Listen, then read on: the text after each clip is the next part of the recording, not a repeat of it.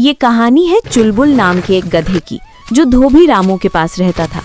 रामू और गांव के सभी लोग चुलबुल को नंबर 1 का बेवकूफ समझते थे, क्योंकि वो हमेशा मुंह खुला रखता था और हवा में उड़ती तितलियों को देखता रहता था। लेकिन जैसे लोग सोच रहे थे वैसे चुलबुल बिल्कुल नहीं था। अरे ओ चुलबुल, मुंह बंद कर, मक्खी घुस जाएगी पेट में, फिर करेगा ढेंचू ढेंचू। मक्खी तो चली जाएगी, पर तुम्हारी अकल कब आएगी रामू मालिक? लेकिन चुलबुल का मानना था, चुप रहकर तमाशा देखो। बोलने में मेहनत ज्यादा लगती है और फालतू में भेद खुल जाता है। एक दिन गधा हरी हरी घास चर ही रहा था, तभी उसका मालिक रामू वहां आता है और बोलता है, जब देखो तब खाता ही रहता है, चलो अब लग जाओ काम पर। हे भगवान, ये मालिक है या जल्लाद, मुझे चैन से खाने भी नहीं देता। अगर इससे मुझे छुटकारा मिल जाए तो मैं भगवान को 5 किलो लड्डू चढ़ाऊंगा। आ रहा है जल्दी कि नहीं चुलबुल, या मैं आऊं तुम्हारी खातिरदारी करने वहां? चलो भाई, नहीं तो ये मेरा जीना मुश्किल कर देगा।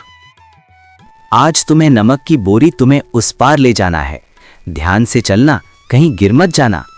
गिरने का तो मेरा पूरा प्लान है मालिक, अगर नहीं गिरा तो मेरी कमर नमक ही वजन से ही टूट जाएगी।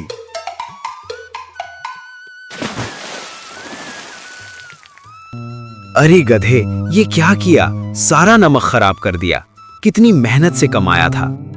मालिक क्या करूं, पैर फिसल गया। मेरा गधा कितना मासूम है, बेचारा पैर फिसल गया। अगले दिन रामू ने फिर नमक लादा, चुलबुल फिर फिसल गया। तू तो पक्का मेरा दिवाला निकालेगा चुलबुल, ये क्या नाटक है? नाटक नहीं मालिक, यही तो दिमाग का असली खेल है। आप जितना मुझे गधा समझते हो, मैं उतना हूं नहीं। एक दिन मैंने आपको पानी नहीं पिलाया तो मेरा नाम भी चुलबुल नहीं। तुमने कुछ कहा चुलबुल? नहीं मालिक। रामू को शक हुआ कि गधा चालाकी कर रहा है।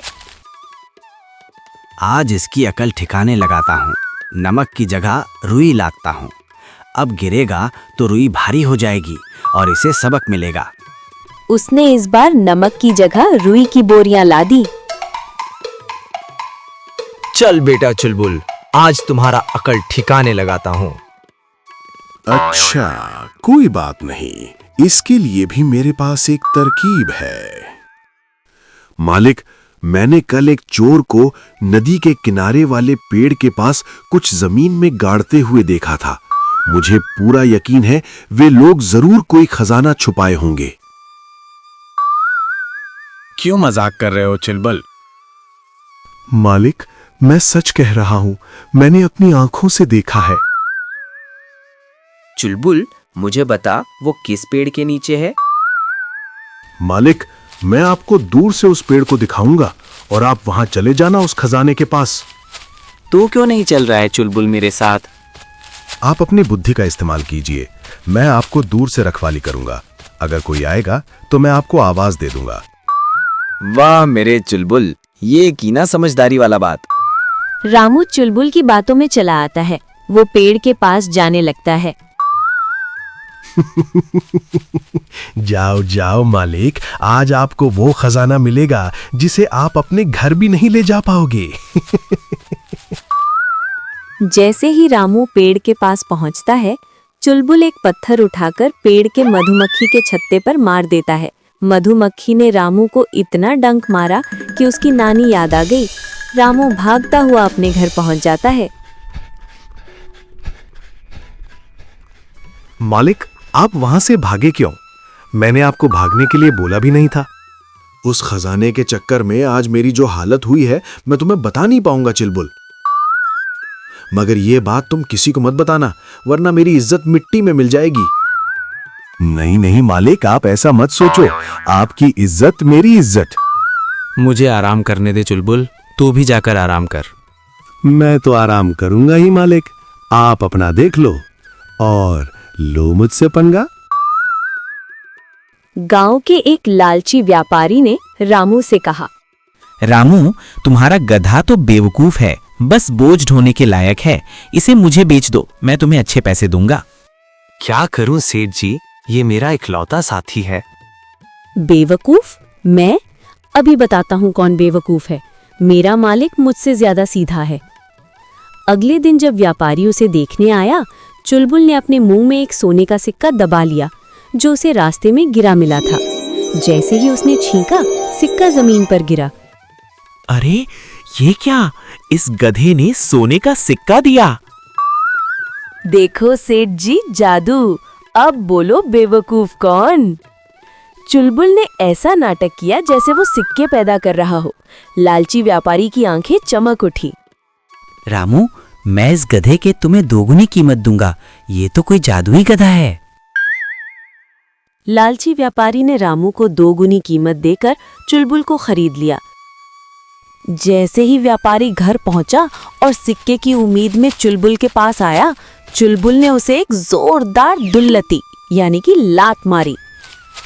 आउच! ये क्या, धोखेबाज गधा! चुलबुल ने एक पल भी नहीं गवाया और भागकर वापस जंगल के रास्ते अपने मालिक के पास जा ही रहा था। तभी उसे जंगल के शेर ने घेर लिया। वाह, आज तो नाश्ते में गधे का ताजा मीट मिलेगा। बोल गधे, मरने से पहले तेरी आखिरी इच्छा क्या है? ओह, तो आप ही वनराज हैं। मुझे तो लगा था आप बहुत बड़े विद्वान होंगे, पर आप तो बड़े अनपढ़ निकले। क्या? मुझे अनपढ़ बोला? तेरी हिम्मत कैसे हुई? महाराज, मेरी पिछली टांग पर किस्मत का एक गुप्त मंत्र लिखा है। जो इसे पढ़ लेता है वो पूरी दुनिया का राजा बन जाता है। पर अफसोस, आपको तो पढ़ना आता ही नहीं होगा। किस्मत का मंत्र दिखा मुझे, मैं सब पढ़ सकता हूँ। जैसे ही शेर पढ़ने के लिए चुलबुल की पिछली टांग के करीब आया, चुलबुल ने अपनी पूरी ताकत लगाकर ऐसी दुलत्ती मारी कि शेर की 2 दांत टूट गए और वो दूर झाड़ियों में जा गिरा। चुलबुल भागते हुए।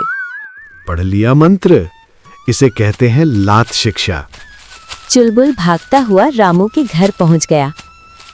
तू आ गया चुलबुल। तू है भले मेरा पालतू, लेकिन मैं सच में तुम्हारे बिना बहुत अकेला महसूस कर रहा था। मालिक, आपके जैसा गधा मालिक मैंने जिंदगी में कभी नहीं देखा, इसलिए तो वापस आया हूँ। चुलबुल को रामू गले लगा लेता है और चुलबुल अपनी जिंदगी खुशी खुशी रामू के साथ गुजरने लगता है।